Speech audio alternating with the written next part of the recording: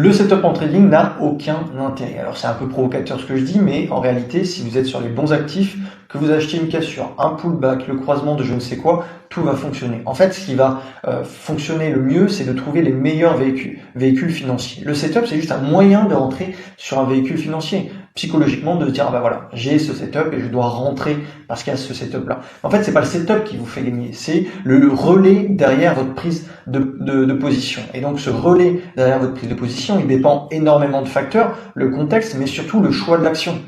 Pourquoi beaucoup de gens échouent sur le marché action? C'est parce qu'ils traitent uniquement les setups. Le setup ne vous fait pas gagner en trading. C'est le choix de l'actif, le choix du véhicule financier. Et s'il est extrêmement fort à l'achat, que vous rentriez sur un setup X, Y ou Z, eh ben, vous allez gagner, peu importe la façon dont vous allez rentrer. Donc, moi, une fois que j'ai compris ça, c'était un détournant dans ma vie de trader, c'est il faut trouver le meilleur véhicule financier et que n'importe qui puisse gagner sur ce trading, peu importe le setup de prise de position.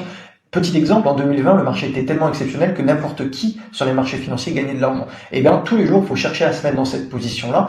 Et pour trouver les meilleures actions, eh bien, on s'aide d'un screener.